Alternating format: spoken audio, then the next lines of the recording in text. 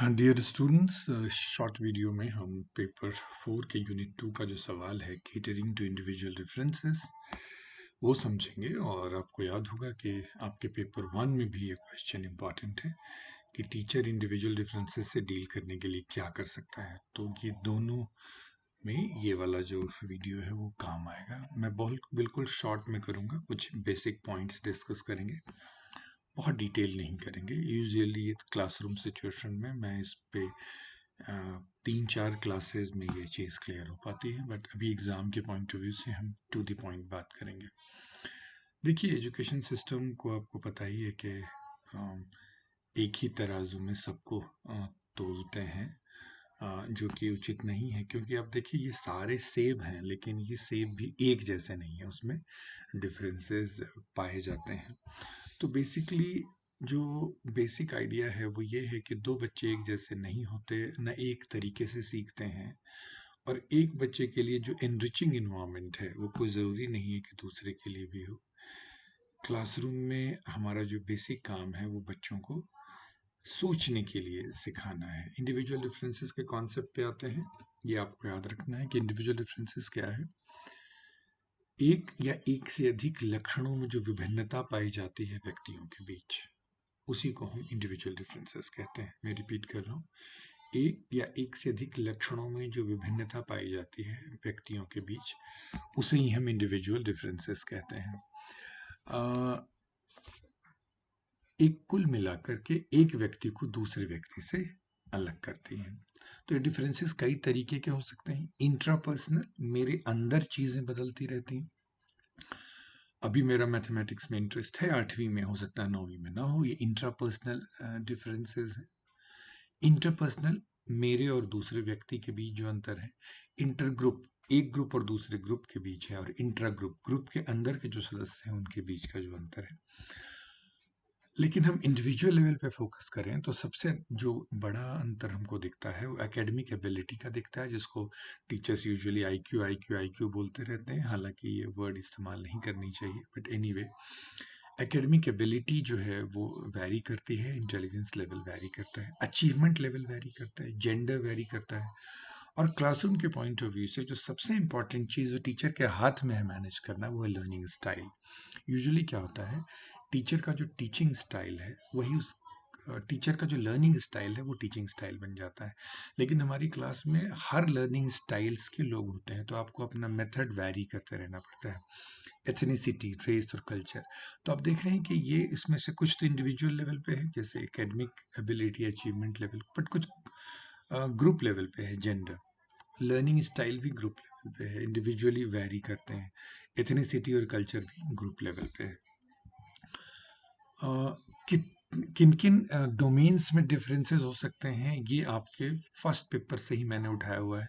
Cognitive abilities का अंतर, जिसको एकेडमिक एबिलिटी, इंटेलिजेंस की बात कर रहे हैं। इंटरेस्ट में अंतर होता है, एप्टीट्यूड में अंतर होता है, क्रिएटिविटी में, पर्सनैलिटी में, इमोशंस में, वैल्यूज़ में, एटीट्यूड में, स्टडी हैबिट्स में, साइकोमोटर स्किल्स में, सेल्फ कॉन्सेप्ट में, जेंडर में, और भी बहुत सारे हैं जिसके आधार पे इंडिविजुअल एक दूसरे से वैरी करते हैं।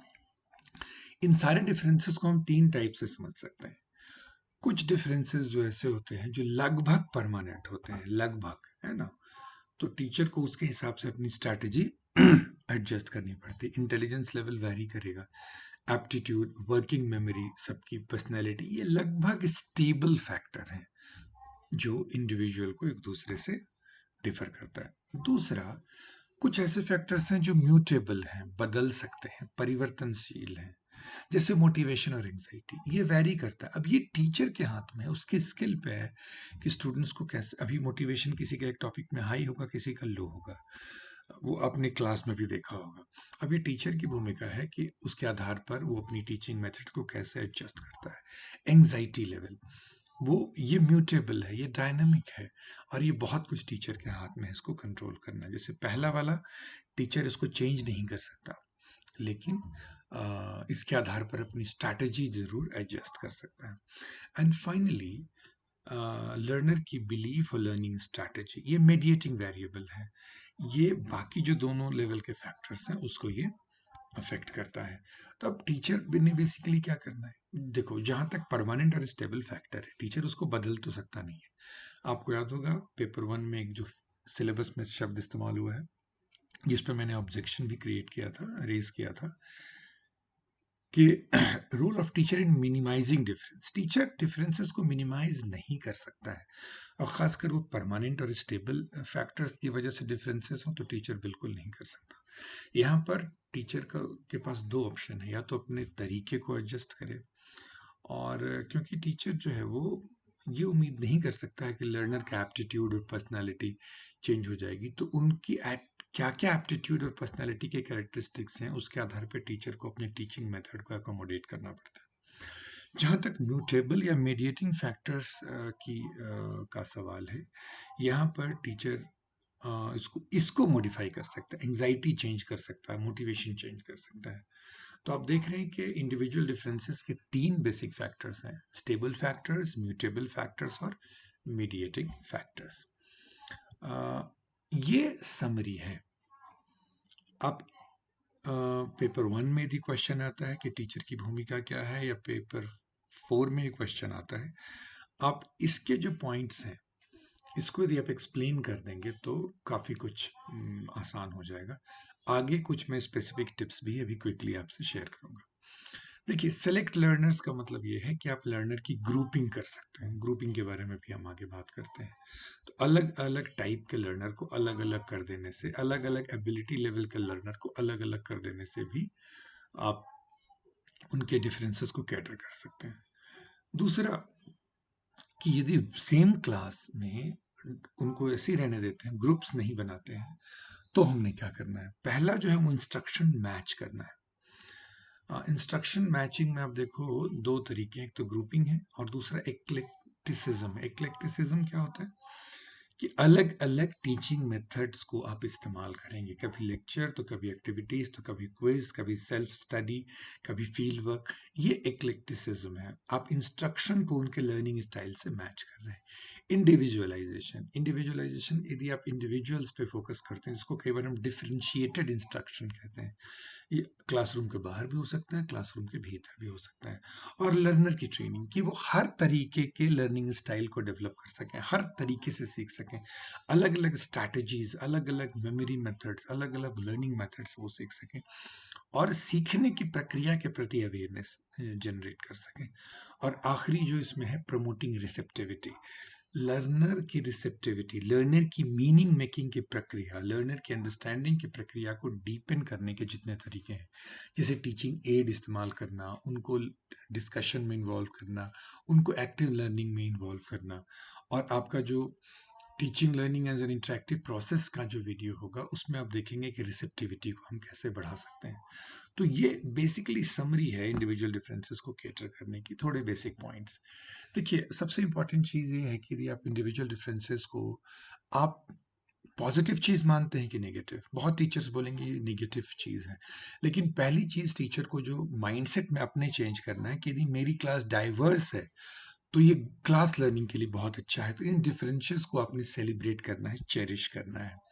दूसरा, एबिलिटी ग्रुपिंग कर सकते हैं, विद इन क्लास भी कर सकते हैं, क्रॉस क्लास भी कर सकते हैं, सेम एबिलिटी ग्रुप हो सकती है, मिक्स्ड एबिलिटी ग्रुप हो सकती है, cooperative learning method, differentiating, individualised, ये डिफरेंट ग्रुपिंग की टेक्निक है।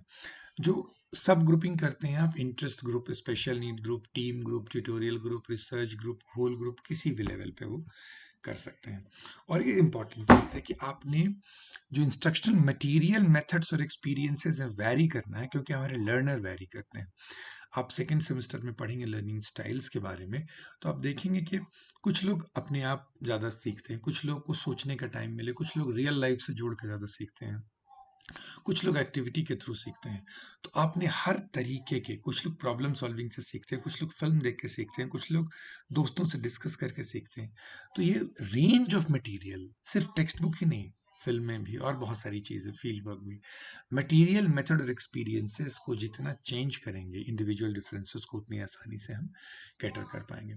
स्टूडेंट्स को जानना ज़रूरी है, उनके स्ट्रेंथ्स को जानना ज़रूरी है, उनके वीकनेसेस को जानना ज़रूरी है, ताकि स्ट्रेंथ्स को हम इस्तेमाल करें, क्लासरूम इंटरेक्शन भी बढ़ेगी और वो जुड़े हुए भी फील करेंगे। उनकी वीकनेसेस को भी जानें।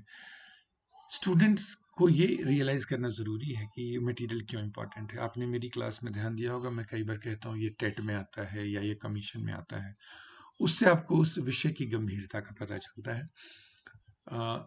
एक ऐसी क्लासरूम एटमॉस्फेयर क्रिएट करने की ज़रूरत है जहाँ स्टूडेंट्स की इनपुट का स्वागत है। स्टूडेंट्स को लगे कि वो भी आइडियाज़ दे सकते हैं। प्रेजेंटेशन स्टाइल वैरी करना होगा, क्रिटिकल कॉन्सेप्ट को हाईलाइट करते रहना होगा, मटेरियल को इंटरेक्टिव वे में प्रेजेंट करना पड़ेगा, स्मॉल ग्रुप लर्निंग को इनकरेज करना पड़ेगा। लॉक स्टेप टीचिंग का मतलब है कि एक ही तरीके से सब सीखते हैं, इसलिए आप एक ही तरीके से सिखाएं, ये उचित नहीं होगा। एक सपोर्ट सिस्टम भी क्रिएट करने की ज़रूरत है। यदि स्टूडेंट्स को पता है कि यदि क्लासरूम में नहीं समझ में आया तो टीचर जो हैं हमारे वो अलग से भी मुझे बता सकते हैं। आप उनके लिए क्लास के बाहर भी अवेलेबल हैं। तो एक सपोर्ट सिस्टम जो आपका या पीयर का या किसी और टीचर का हो सकता है, वो क्रिएट करना ज़रूरी है इंडिविजुअल डिफरेंसेस को कैटर करने के लिए। 3 तरीके के डिफरेंशिएशन की ज़रूरत है। कंटेंट को डिफरेंशिएट कीजिए। जो स्टूडेंट्स ऑलरेडी उस कंटेंट को जानते हैं उनको हम नेक्स्ट लेवल पे भेज सकते हैं, जिसको कॉम्पैक्टिंग द करिकुलम कहते हैं।